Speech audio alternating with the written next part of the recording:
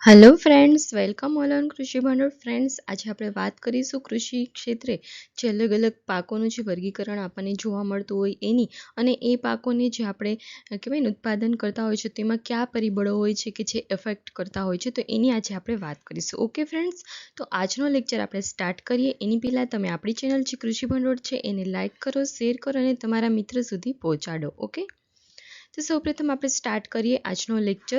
એ છે કે વિવિધ પાકોનું વર્ગીકરણ, એટલે કે આપણને ખ્યાલ છે આપણા જે કૃષિ ક્ષેત્રના જે પાકો છે એમાં ધાન્ય પાકો આપણને જોવા મળતા હોય છે, કઠોળ પાકના જોવા મળતા હોય છે, તેલીબિયા વર્ગના પાકો જોવા મળતા હોય છે, પેય પાકો જોવા મળતા હોય છે કે જે પીણા તરીકે યુઝ થતા હોય છે એવા પાકો હોય છે, અને રોકડિયા પાકો હોય છે કે જે આપણે વેચવા જઈએ આપણને ઇન્સ્ટન્ટ સારી એવી ઇન્કમ મળી શકતી હોય છે.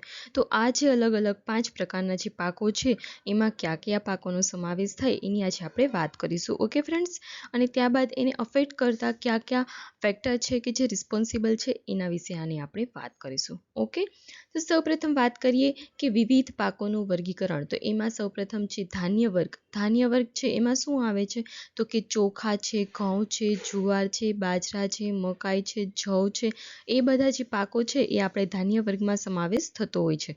ત્યારબાદ છે કઠોળ વર્ગ.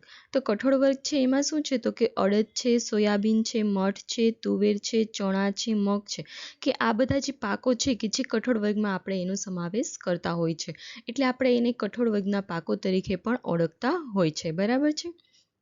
ત્યારબાદ આપણે આગળ વાત કરીએ કે તેલીબિયા વર્ગના પાકો. તો જે તેલીબિયા વર્ગના પાકો છે કે જે પાકોનું મેઇન ફેક્ટર શું છે તો કે એમાંથી આપણને તેલ કહેવાય ને વધુ મળે છે, અને એ જે તેલ હોય છે એ આપણે અલગ અલગ પર્પઝ માટે યુઝ કરીએ છીએ. મોસ્ટલી એડિબલ જે ઓઇલ હોય છે એમાં આપણે યુઝ કરતા હોય છે. ત્યારબાદ બીજી ઘણી બધી એવી ઇન્ડસ્ટ્રીઝ છે કે જ્યાં તેલનો યુઝ થતો હોય છે, ઘણી મશીનરીઝમાં થતો હોય છે, અથવા ઘણી અલગ અલગ જગ્યાએ પણ તેલનો યુઝ થતો હોય છે. તો મુખ્યત્વે આપણે જો તેલીબિયા વર્ગના જે પાકો છે એનો આપણે યુઝ ખાવાના તેલ તરીકે કરીએ છીએ. ત્યારબાદ એમાંથી જે પણ કહેવાય ને કે બાય પ્રોડક્ટ મળે છે કે જેનો આપણે ખોળ તરીકે પણ ઉપયોગ કરીએ છીએ, અને એ જે ખોળ હોય છે એ શું કરીએ છીએ આપણે તો કે પશુઓને ખવડાવવા માટે યુઝ કરતા હોય છે. ઓકે, તો જે તેલીબિયા વર્ગના જે પાકો છે એમાં તલ છે, એરંડા છે, નાળિયેરી છે, મગફળી છે, સરસવ છે જેવા પાકોનો આપણે સમાવેશ થતો હોય છે. અને ત્યારબાદ છે પેય પાકો, એટલે કે પીણા તરીકે આપણે યુઝ કરતા હોય છે કે જે પીણા હોય છે એ પીવાથી આપણને રિફ્રેશમેન્ટ ફીલ થાય, આપણા મગજને શાંતિ મળે, આપણને રિલેક્સ ફીલ થાય, એ જે પીણા હોય છે એવા છે ચા, કોફી, કોકો, કે જેને આપણે પેય પાક અથવા તો પીણા પાકો તરીકે પણ ઓળખતા હોય છે. ઓકે, ત્યારબાદ છે રોકડિયા પાકો.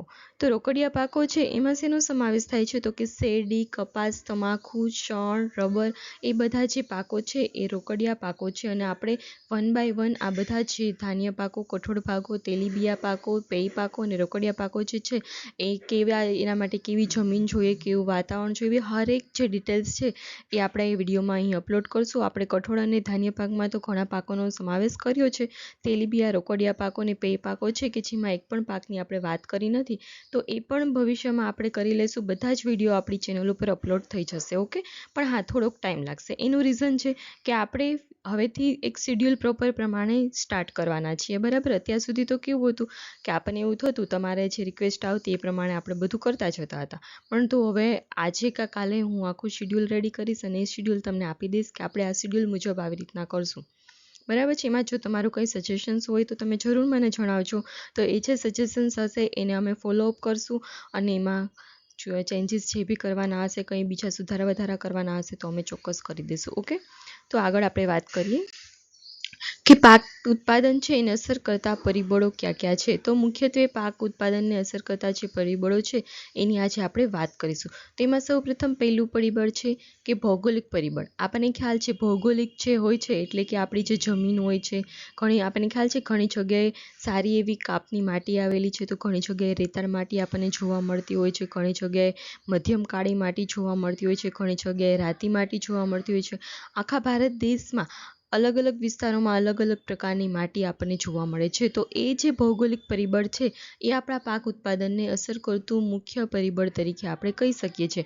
કેમ કે આપણને ખ્યાલ છે રાજસ્થાનમાં રેતાળ જમીન આવેલી છે, તો એમાં પાક ઉગાડી શકવો એ મુશ્કેલ છે. તો એમાં એ જે ટાઈપનો પાક ઉગે છે, સપોઝ કે આપણને ખ્યાલ છે અત્યારે ખજૂરી છે એનું વાવેતર આપણે વધુ પ્રમાણમાં કરીએ છીએ, તો એ પ્રકારની જે જમીન છે એમાં એ આપણે વાવીએ છીએ. પણ આપણે એવી વાત કરીએ કે આપણે રાજસ્થાનમાં ઘઉં ઉગાડવા જોઈએ અથવા તો કપાસ ઉગાડવા જોઈએ તો એ વસ્તુ પોસિબલ જ નથી.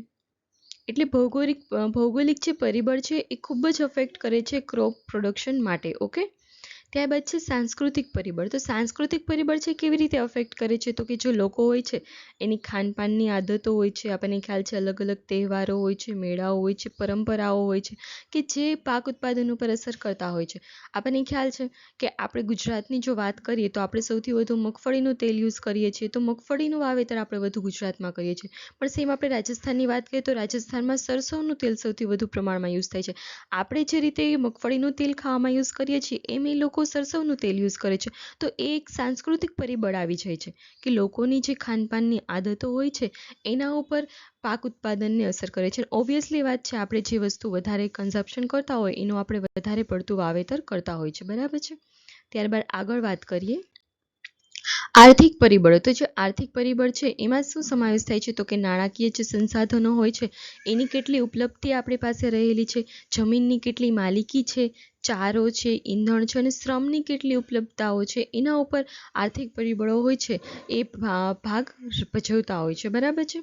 ત્યારબાદ છે સંરચનાત્મક પરિબળો. તો સંરચનાત્મક પરિબળો શું છે? તો કે સિંચાઈ છે, પરિવહન છે, પછી ત્યારબાદ આપણે સંગ્રહ કરવાની અને વેચાણની જે ઉપલબ્ધતાઓ છે, ખાદ્ય પ્રસંસ્કરણ છે, આ અલગ અલગ જે પણ ફેક્ટર છે એ સંરચનાત્મક પરિબળ તરીકે યુઝ કરીએ છીએ. આપણને ખ્યાલ છે જો સિંચાઈની સુવિધા સારી હોય તો આપણું પાકનું ઉત્પાદન સારું થાય છે અને જો પાકનું ઉત્પાદન સારું થાય તો એના માટે આપણે સારા રસ્તા જોઈએ, સારી પરિવહનની સુવિધાઓ જોઈએ કે જેથી એપીએમસી સુધી આપણો જે સામાન છે ઇઝીલી પહોંચી શકે. અને ત્યારબાદ જો આપણને પૂરતા ભાવ ના મળી શકતા હોય તો આપણે તેને સંગ્રહ કરવા માટે પણ જે સ્ટ્રક્ચર હોય છે એની પણ જરૂરિયાત હોય છે. તો આ હરેક પરિબળો જે છે એ આપણે પાક ઉત્પાદન સાથે સંકળાયેલા ક્યાંક ને ક્યાંક રહેલા છે. અને આ જે પરિબળો છે સિંચાઈ, પરિવહન, સંગ્રહ એ બધા સંરચનાત્મક પરિબળોમાં તેમનો સમાવેશ થતો હોય છે. બરાબર છે.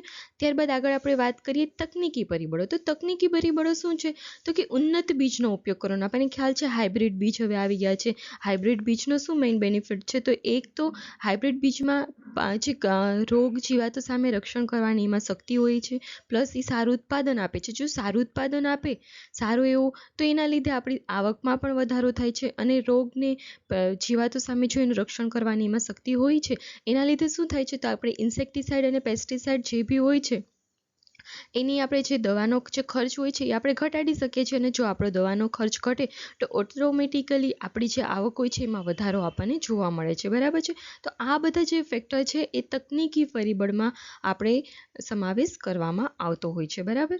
ત્યારબાદ આપણે વાત કરીએ સૂચનાઓ, અધિકારી હોય છે, સૂચનાઓ હોય છે, સરકારી યોજનાઓ હોય છે, સુધીની પહોંચ વગેરે. એટલે કે કંઈ પણ આપણે વાવીએ અત્યારે આપણને ખ્યાલ છે એમએસપી આવી ગયું છે, જે મિનિમમ સપોર્ટ પ્રાઇસ, ટેકાના ભાવ, કે આપણે કંઈ પણ વસ્તુ વાવશું તો આપણને ખ્યાલ છે કે આટલા તો આપણને ભાવ મળી જ રહેશે. જે પણ મિનિમમ સપોર્ટ પ્રાઇસ એટલે કે ટેકાના ભાવ હેઠળ જે પણ પાકોનું આપણે વાવેતર કરીએ તો એમાં આપણને એટલા ટેકાના ભાવ મળી રહેવાના છે. તો એ પણ આપણા માટે એક સારું એવું ફેક્ટર હોય છે. બરાબર છે.